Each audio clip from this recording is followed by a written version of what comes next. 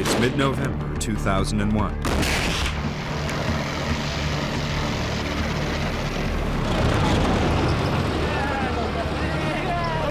America has been helping the Northern Alliance forces for 6 weeks, driving the Taliban to the edge of defeat. In the north, the Taliban forces, including a lot of hardened foreign fighters, have retreated to the city of Kunduz. The Americans and Northern Alliance have them surrounded. In Kunduz, the Taliban and terrorist forces continue to resist. Saturday, November 24th. Finally, after weeks of bombardment, the Taliban decide to throw in the towel. In a barren patch of desert just west of Kunduz, the Northern Alliance awaits the last remnants of the Taliban army. They are seen in the distance, hundreds of the most feared warriors in Afghanistan, men who are considered the most dangerous fighters in the Taliban, men who prefer death to surrender. The fierceness of the fight up there suggests that they are, for the most part, not Afghans. My hope is that they will either be killed or taken prisoner. An entire Taliban brigade made up of dedicated foreign fighters. Pakistanis, Arabs, Chechens, Uzbeks, and unknown to anyone at the time, a single American. And they seem to be surrendering. To this man, General Rashid Dostum, whose forces, along with American air power, have been hammering them for weeks. Andrea Catherwood is there, covering the story for the British network ITN. And there was an awful lot of tension in the air. Nobody believed that these foreign fighters were going to surrender. And in the days before the surrender, that had been, the news, the world media were broadcasting was that this pocket of foreign fighters, this heavy resistance, they would fight to the death. And suddenly, there we were, on the ground, and General Dostum was saying, no, the foreign fighters, that they're all going to give up. They're going to surrender to me today. Yes, he will. And it seemed almost unbelievable. In a land of warlords known for being merciless and vindictive, General Dostum has a reputation for being particularly ruthless. General Dostum did not have a particularly good record in terms of preserving the human rights, life and limb of his prisoners. And in fact, he was much better known for sort of the gruesome ways in which the prisoners were dispatched. But there were apparently agreements that they would not be harmed, they wouldn't be executed, they wouldn't be tortured, this kind of stuff. And that was the deal. There is a small group of American special forces working closely with General Dostum.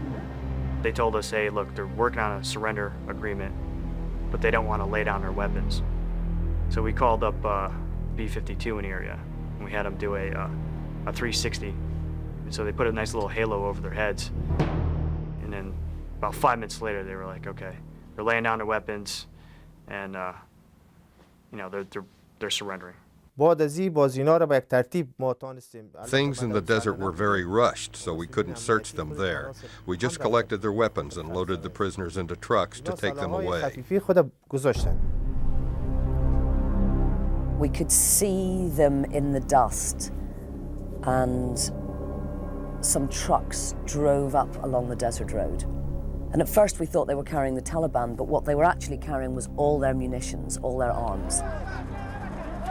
About 10 minutes after that, the first of these trucks filled with Taliban started coming through the desert, and there were 5 trucks in all, absolutely loaded. They looked like cattle trucks with Taliban.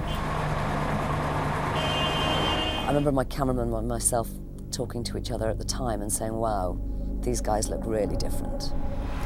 Many of them were wearing relatively good, strong boots, for example. We'd seen a lot of the other Taliban barefoot. They had heavy clothes. They looked young, they looked well-fed, and they looked fit. They glared out at us from the trucks. From Pakistan? So they slowly passed by, and finally they were escorted towards Mazar-i-Sharif, and then we heard Dostum saying, "Hey, Qala-I-Jangi to take them to Qala-I-Jangi, to my fortress." While General Dostum takes his troops and heads to Kunduz to mop up, he sends some 400 Taliban prisoners to his headquarters, a fortress in the opposite direction, just beyond Mazar-i-Sharif. Qala-I-Jangi. The name means Fortress of War, and it looks every part of it. Built in the 19th century, it has a long, bloody history in war-torn northern Afghanistan. Only a few weeks before, General Dostum and the Northern Alliance had recaptured it from the Taliban. But Qala-I-Jangi is a fortress, not a prison.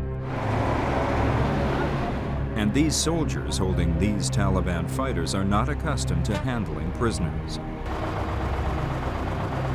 The taking of prisoners was not a frequent occurrence. Most often, prisoners were either killed or left to die, and they had very little experience with taking large numbers of prisoners.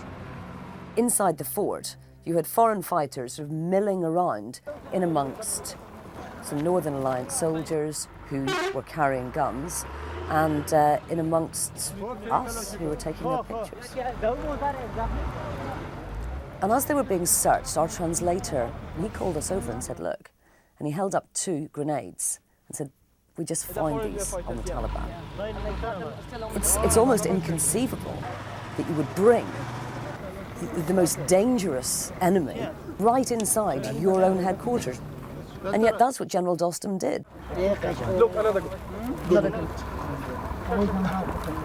And we were just about to leave. The light was beginning to fade when suddenly, and out of nowhere, as these things always are, about 10 yards away from us was an almighty bang. One of the prisoners detonates a hidden grenade, killing General Dostum's security chief, 3 Northern Alliance soldiers, and himself. Andrea Catherwood and her translator are slightly injured in the explosion. We, incredibly fortunately, had been shielded from the blast, really, by these 5 people who were so close and took all the impact. But in the seconds after that blast was when we were really afraid, because it was chaos and nobody knew what was going to happen next. In the confusion following the explosion, the Northern Alliance stops searching their prisoners. It was already late in the afternoon when we started searching them, so before it got too dark, we put them in the basement for the night. To some extent, it's understandable. It was getting dark, and you've got to understand that the Afghans were, for the most part, absolutely terrified of these foreigners. As this fateful Saturday draws to a close, the Northern Alliance seems to be struggling for control. They've already made mistakes that cost lives. They had not expected a prisoner who had just surrendered to carry out a suicide attack. The Taliban, specifically the foreign Taliban and the Al-Qaeda, do not subscribe to what I view as some of the more noble aspects of the Afghan character. If I, as an Afghan, give you my word I am surrendered, I go home. I am not a combatant anymore. That was not the case with them. So the initial understanding of the Taliban prisoners in Qala-I-Jangi was quite suspicious, because you don't know if that's really a surrender. Or is this a game? Are they shifting alliances temporarily? And are they going to shift back? In the days that follow, many will realize that those first few violent hours with the Taliban prisoners are a warning.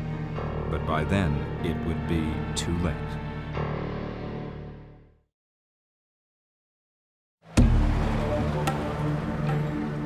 Sunday, November 25th, 2001, begins quietly at the fortress of Qala-I-Jangi in northern Afghanistan.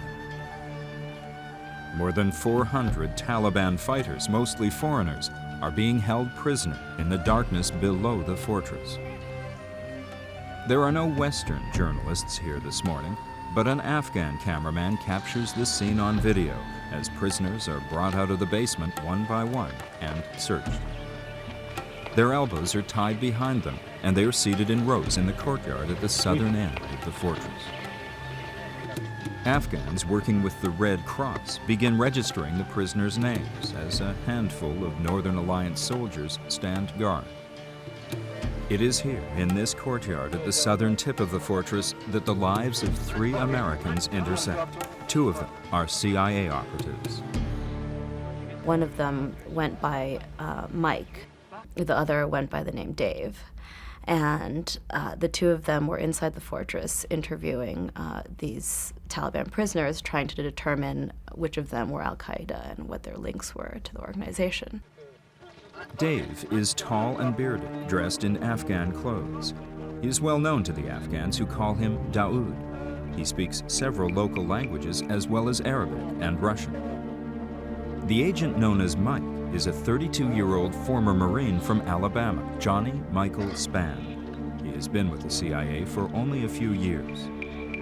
The two CIA agents move through the courtyard, separating particular prisoners to be photographed and interrogated. It is still unclear if the Americans are aware of the grenade attack that took place the previous evening. If they are, it doesn't seem to concern them. There should have been some pretty good questions about what's up with these prisoners. Have they been searched? Maybe time was of the essence. Maybe they felt like they really had to do this while they could get them. I don't know, but it was a miscalculation. Then Mike comes face to face with a prisoner he obviously suspects of being a native English speaker. Who is this strange man in this strange place?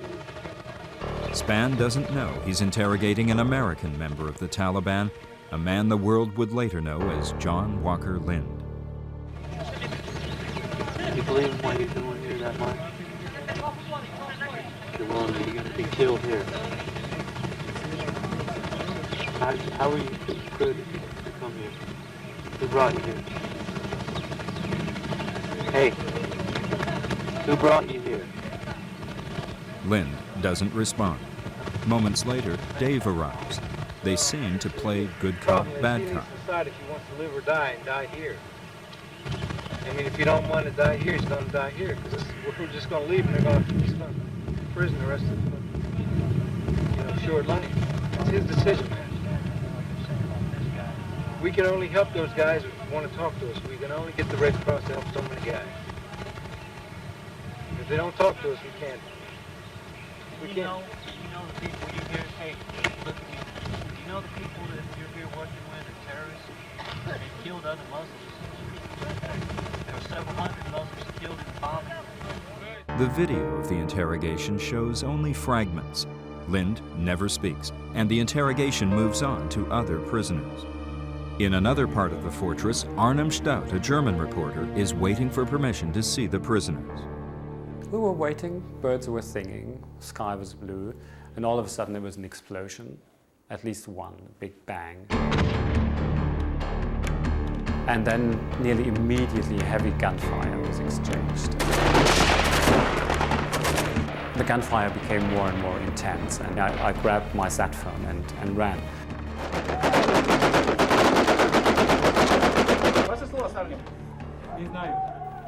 I didn't know then what was going on.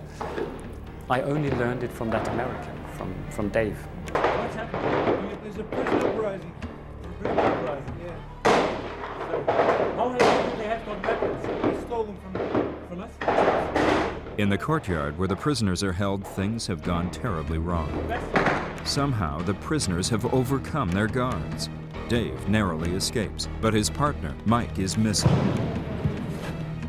While the fighting intensifies around them, Dave uses Arnim Staudt's phone to call for help.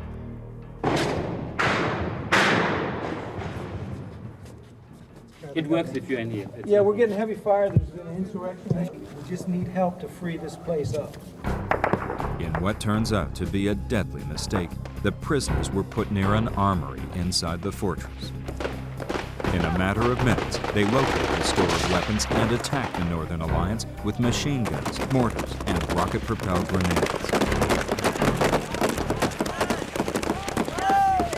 The foreign Taliban outnumber the Northern Alliance by more than 2 to 1. There was only like between 100 and 200 guards, and the Taliban were like 400. They seized the weapons store. They managed to get hold of the main entrance of the building. And then I got scared. I had the impression that our life was really, really in danger. Dave and Arnim Staudt are trapped in a narrow stairwell with a small handful of journalists and Northern Alliance soldiers.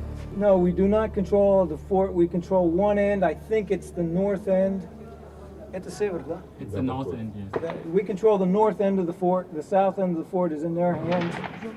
Outside the fortress, a small group of American and British special forces rushed to help. It was very chaotic. We couldn't get access to the area.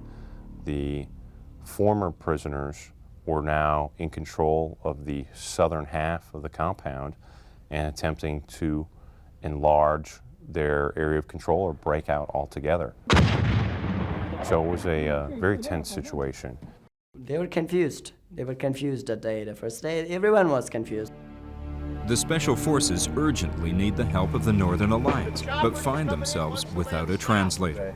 They press a Time magazine employee into service. He says it's possible. They were talking about Mike's plan. They were talking about Mike. Mike is stuck inside the fort. They didn't say first that he was killed. They said Mike is stuck in, and they wanted to get him out. That was their primary mission. They have a guy who's in there. I mean, Mike Spann was inside there, presumably dead, but they didn't know. So there was this very intense level of loyalty happening, of wanting to do everything they can to try to get their guy out. The special forces are unable to fight their way in, and Dave is unable to fight his way out. Accounts of what happened to Mike Spann trapped inside vary. Dave never tells his story publicly. Dave never mentioned a name or anything. He just, on the phone, he told his headquarters, he said, one of us probably got killed. I'm not quite sure, but I think one of us got killed. There's hundreds of dead here, at least. And I don't know how many Americans are here. I think one was killed. I'm not sure. I'm not sure. As I heard it, Mike, Johnny Spann, was questioning a few of the prisoners, and he asked them the question, why did you all come to Afghanistan? And the prisoner answered, we are here to kill you. And with that, this prisoner jumped on him, and a few of the others also jumped onto Michael and basically beat, kicked, and bit him to death. They were here to fight against Americans, the prisoners. That was their main aim, main purpose to come to Afghanistan, to fight against Americans. And the Americans were just standing close to them, so they started the riot. It's still not clear what happened. The other prisoners told me, that was when the shooting started, the screaming started, the explosion started, and everybody sort of ran in different directions. Dave ran for cover in the main building. He was a guy who was really able to control himself, but still for me it was quite visible that he had encountered something terrible. Mr. Secretary, there was a report that an American, a soldier or working for some other agency, was either killed, captured, or wounded. Do you know anything about this individual? Until the compound is secured, we will not know the answers to those questions.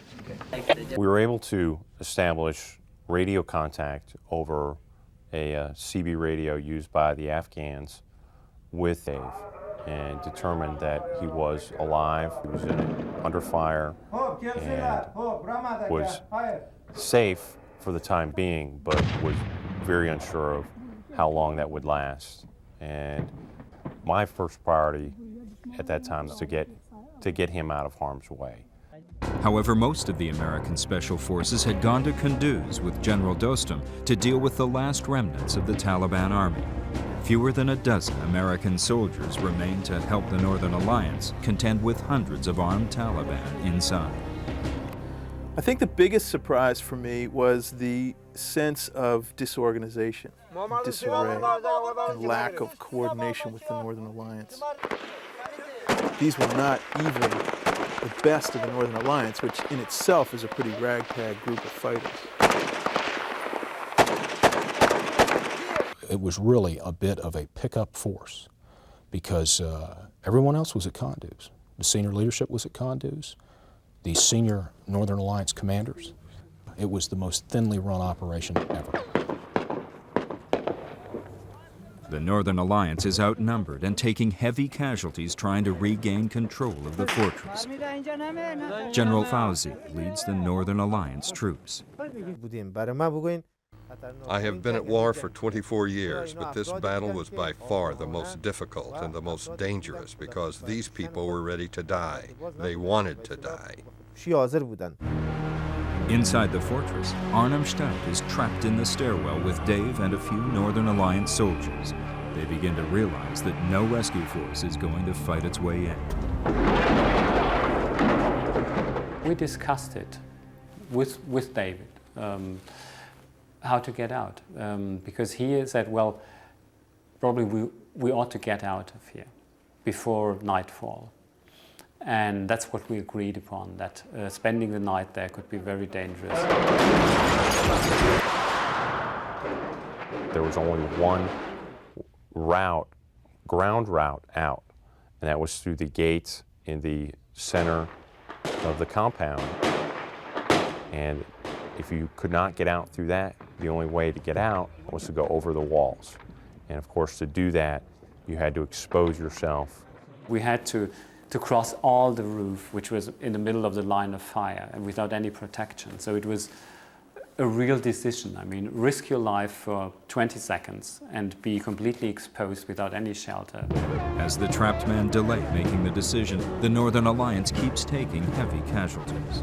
The military situation seemed to be deteriorating from our point of view. And when I learned that they had mortars, I got really frightened. Running for the walls will expose them to Taliban fire, but staying put gives them no protection from mortar rounds. In a way, it was Dave who in the end, he said very clearly, guys, it's time to go now. It's time to go. Huh? It's time to go. Wait. One by one, the group crosses the line of fire and scrambles over the wall. The small group finally reaches safety. Behind them is a burning fortress with hundreds of armed Taliban in control.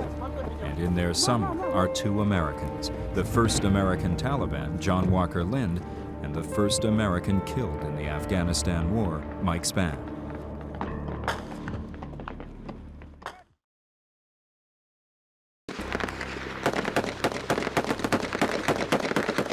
Monday, November 26th.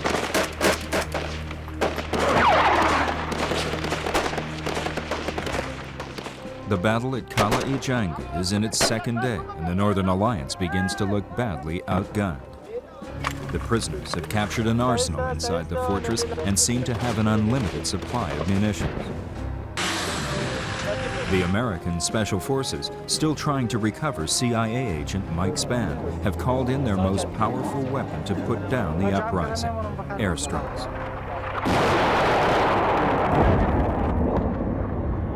But even air power cannot defeat the Taliban held up inside. The fighting continues at a fevered pitch.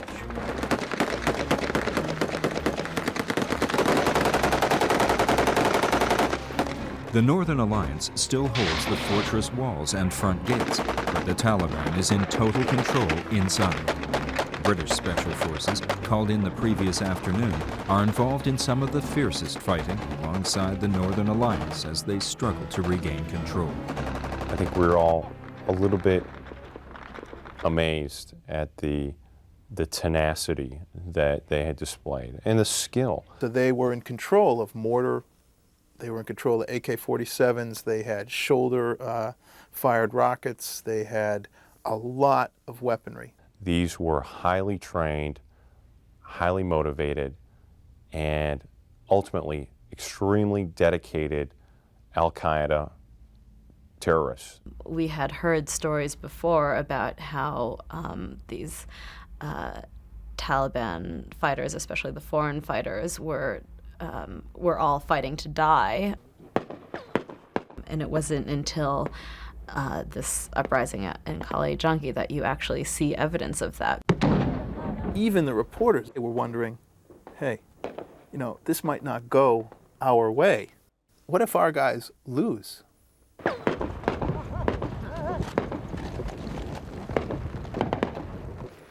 And then there are 600 Taliban pouring over the wall.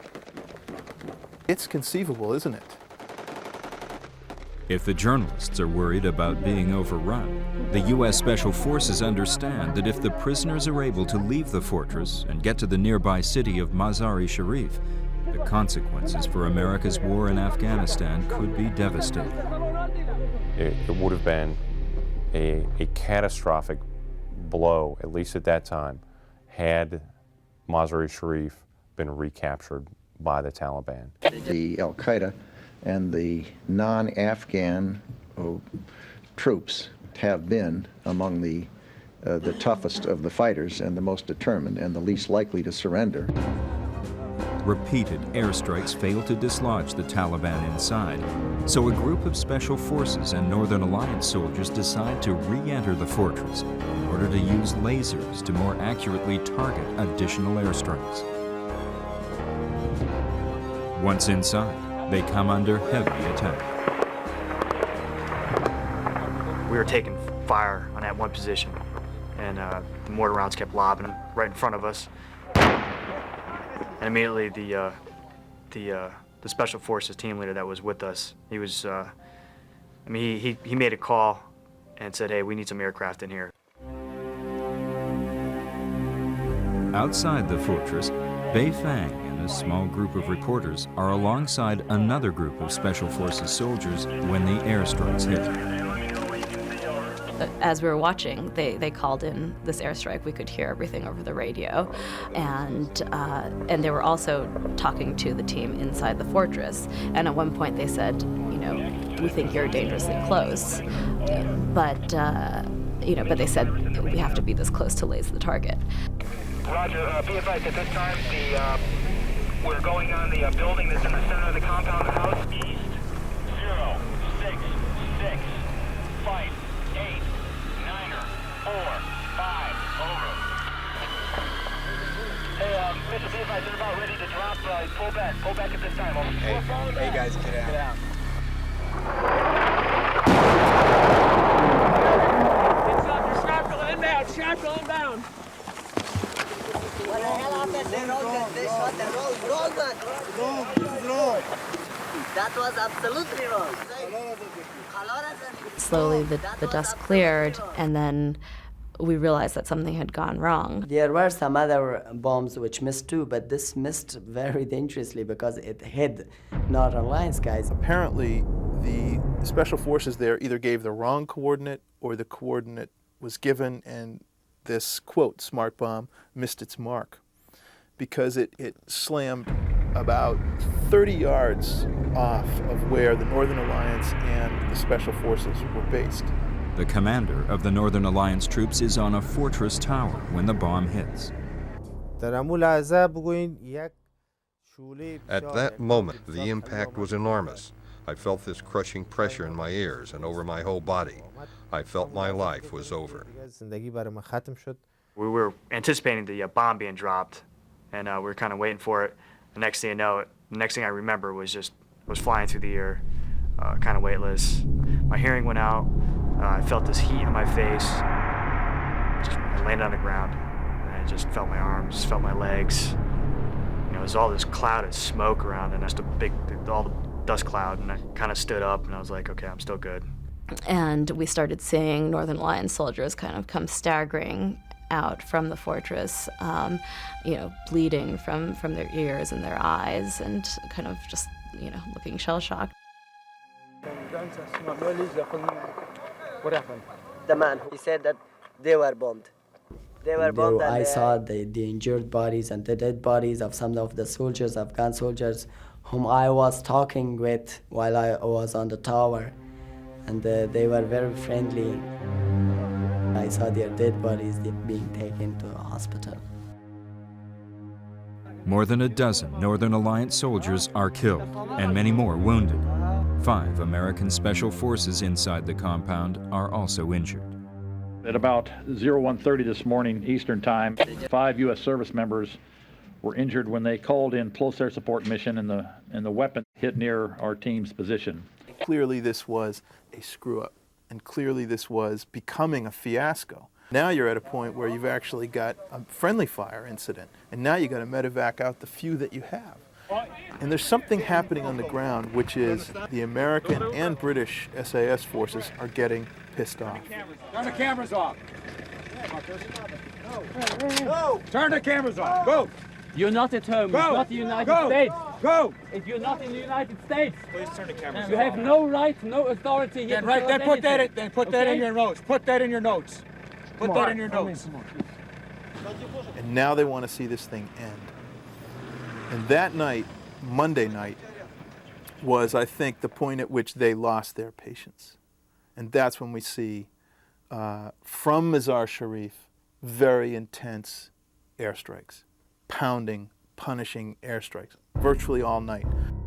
That night, U.S. planes bombed the remaining store of weapons inside the fortress, setting off a secondary explosion that can be seen and heard up to 20 miles away. There probably are 30 or 40 very hardcore people still on the inside, and it's just very simply a matter of rooting them out to the last person.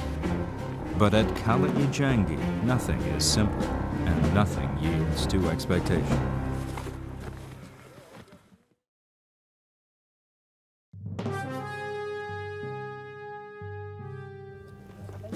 After 3 days of fighting and dozens of airstrikes, the Northern Alliance soldiers finally move a tank into Qala-I-Jangi and start to methodically retake the southern compound. But still, the foreign Taliban do not give up. Some of them even commit suicide rather than be recaptured. You knew somewhere in there were these fighters who were going to fight to the death, and that they were not going to go down until they were dead, until all of them were dead. And that was a pretty disturbing moment, because you knew it was just a question of time before they killed the rest. I was out at our battle stations day and night with my soldiers. We didn't have a minute's sleep until the enemy was totally annihilated. The gun battle continues for another day as the Northern Alliance tries to mop up the last Taliban soldiers. Finally, near the end of the fourth day, the fighting stops. The courtyard is strewn with bodies. For the Special Forces, these 4 days of intense fighting have been driven by the knowledge that among the dead was a comrade in arms. We received word that the Northern Alliance soldiers had secured a portion of the southern compound and had identified what they believed to be Mike's body. As an American, he was fairly easy to identify because of his dress and his clothing, and notified us because of the situation, the ongoing fighting there. They volunteered. They had been there to bring his body to us there at the center of the compound. Johnny Michael Spann had talked about joining the CIA since he was a kid. At 19, he had become a Marine, and at 30, he had joined the CIA. Spann had devoted his life to serving the United States.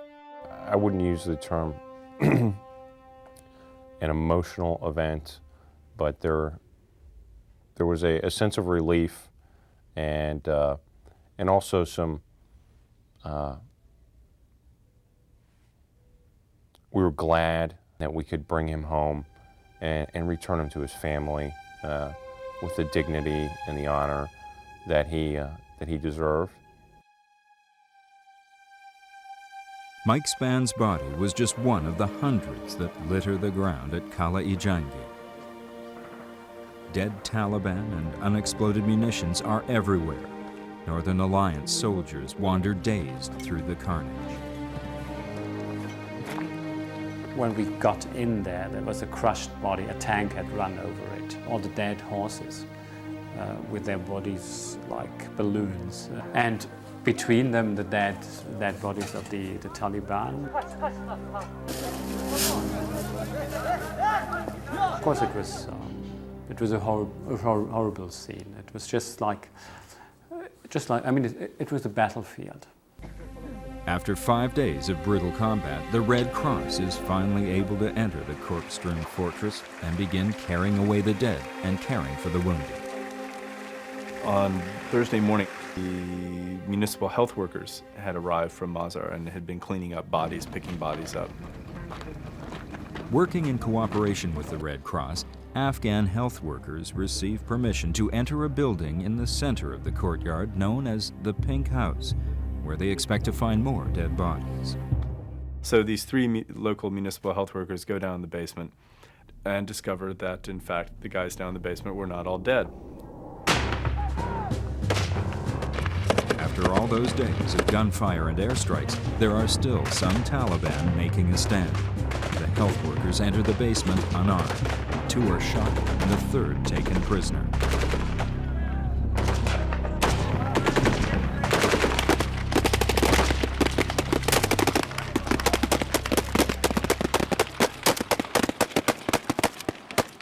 The Afghans are sure that only a handful of fighters could still be alive down in the basement, but no one is foolish enough to go in and see.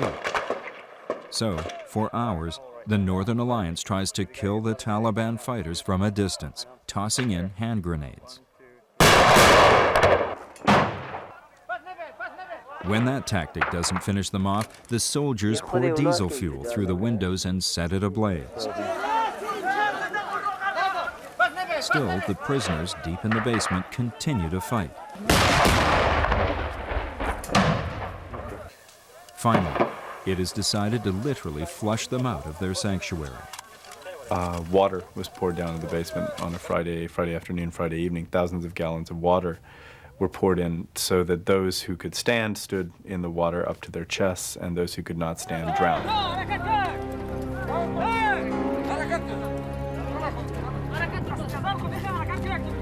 The next day, a week after these same Taliban fighters had first surrendered in the desert, those still standing surrendered again. They have endured the bullets, the airstrikes, the grenades, the burning diesel, and have spent the last 18 hours standing in chest-deep cold water. And after 8 days, they were still alive. And it was just unbelievable. They were really lucky to survive. In all, 86 prisoners emerge from the basement. One of them turns out to be an American.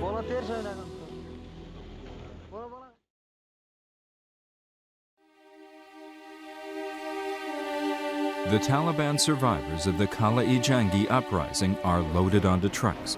Many are wounded, and all are starving. The survivors make a scraggly bunch. They look the same, filthy and ragged. Still, one is different. So I came to Colin and told him that there was an American guy on the track. So I ran over to the first truck. There was a young man there with long, dark hair, absolutely filthy, matted hair, matted beard. His face was half blackened with soot. I looked at this guy, and he looked at me, and I said, "You're American?" And he said, "Yeah." You know, and I asked him, "What's your name?" And he told me that his name was Abdul Hamid. The world will soon discover that his real name is John Walker Lynn, the 20-year-old American Talib. He struck me as quite intelligent, articulate, well-spoken. He told me that he had converted to Islam when he was 16, and he said that this whole idea of the Taliban and of this Islamic State had sort of stayed with him. For Lind, the uprising at Qala-I-Jangi is only the most recent chapter in an astonishing journey that had taken him from a comfortable childhood in suburban Washington and Northern California to a religious school in Pakistan, to a training camp in Afghanistan, and finally to being a prisoner of the Northern Alliance. I asked him, did he support the attacks of September 11th? He was reluctant to answer, explaining that he hadn't eaten for 2 or 3 days, that he was a bit out of it, and that it was a complicated answer, and that he really was not in the condition to sort of answer it. I told him it was actually a very important question, that he should really try and answer it. He said, in short, yes, I supported it. But he told me that he thought actually that the uprising was a big mistake, that he felt that it was dishonorable in a sense for people to surrender and then go back on their word to surrender. Lind has been shot in both legs and is taken to a nearby hospital. The next day, he gives a brief interview. How did you get to Afghanistan, volunteer? I came recently. I was a student in Pakistan studying Islam. And I came into contact with many people who were connected with Taliban. Yeah. So I started to read some of the literature of the scholars and of the history of the movement, and my heart became attached to the movement, and I wanted to help them one way or another. Was your goal to be shaheed or martyr? It's the goal of every Muslim. Was it your goal though? Huh? Was it your goal at that time? I'll tell you, to be honest, every single one of us, without any exaggeration, every single one of us was 100% sure that we would all be shuhada, yani shaheed, all be martyrs. But, you know, Allah chooses to take a person's life when He chooses, and we have no control over it. John Walker Lind is not martyred in Afghanistan. The Northern Alliance hands him over to the American Special Forces, and he is returned to the United States to stand trial. Today I'm announcing the filing of criminal charges against John Walker Lind, an American citizen who was captured in Afghanistan fighting for the Taliban. 2 weeks after the battle at the fortress of Qala-I-Jangi, the first American to die in the Afghanistan war is buried with full military honors at Arlington National Cemetery.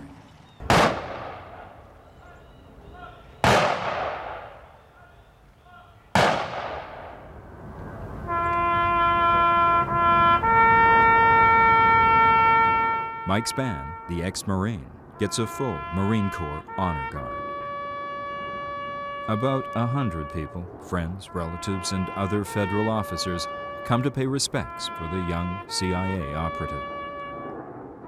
Spann's widow, Shannon, also an employee of the CIA, brings their infant son. Spann's 2 daughters from a previous marriage are also at the gravesite. Mike Spann was 32.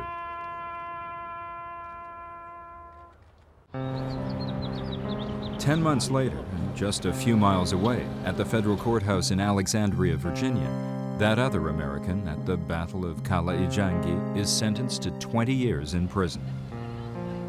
In a plea bargain, John Walker Lind pleads guilty to all federal charges and agrees to help American officials in their investigation of the Al-Qaeda terrorist organization. John Walker Lind is 21.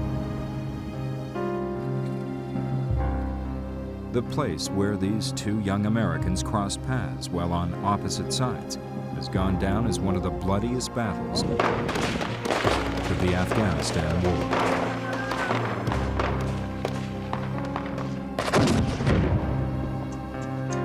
More than 300 foreign Taliban were killed, along with more than 40 Northern Alliance soldiers and 1 lone American. All this after the Taliban had surrendered. Despite the carnage, the battle for Qala-I-Jangi did not change the course of the war.